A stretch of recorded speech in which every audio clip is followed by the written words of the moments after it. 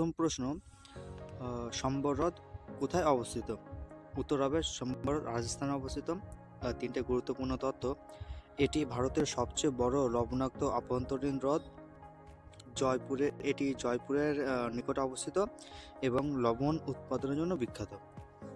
Question number 2, মৌসুমী বিস্ফোরণের ফলে কি ঘটে? উত্তর হবে মৌসুমী বিস্ফোরণের ফলে বর্ষাকালের সূচনা হয়, দক্ষিণ পশ্চিম মৌসুমী বায়ুর আগমন ঘটে এবং কেরালায় প্রথম বৃষ্টিপাত দেখা যায়, হঠাৎ তীব্র বৃষ্টিপাত বৃদ্ধি পায়। কোশ্চেন নাম্বার 3, নন্দনকানন কোন রাজ্যে অবস্থিত? উত্তর হবে নন্দনকানন ওড়িশা রাজ্যে অবস্থিত। এটি ভুবনেশ্বরে অবস্থিত বিখ্যাত চিড়িয়াখানা, ভারতের প্রথম ওয়াইল্ড সদস্য জু এবং এটি হোয়াইট টাইগারের জন্য বিখ্যাত। কোশ্চেন নাম্বার 4, রাঢ় অঞ্চলে কোন মৃত্তিকা দেখা যায়? উত্তর হবে রাঢ় অঞ্চলে ল্যাটেরাইট মৃত্তিকা দেখা যায়।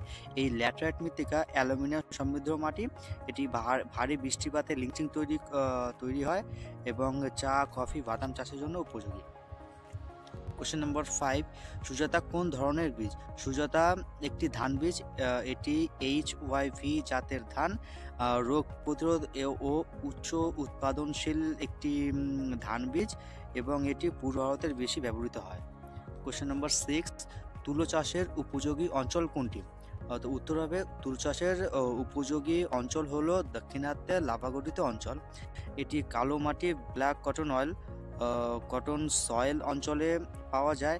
ডেকান ট্র্যাপ আগ্নেয়গিরিজাত মাটি, মহারাষ্ট্র ও কর্ণাটক কটন বেল্টে এটি তৈরি হয়। কোশ্চেন নাম্বার 7, ক্যালারের একটি উপজাত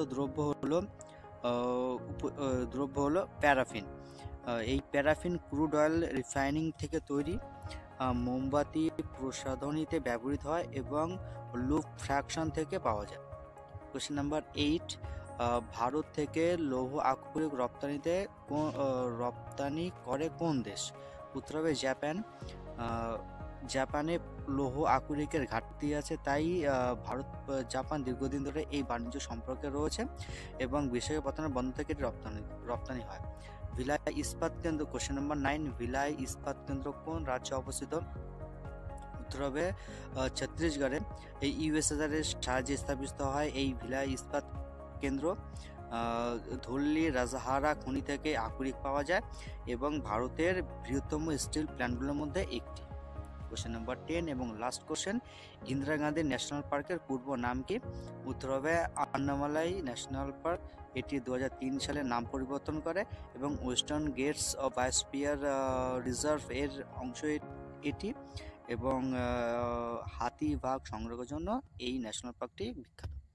নমস্কার।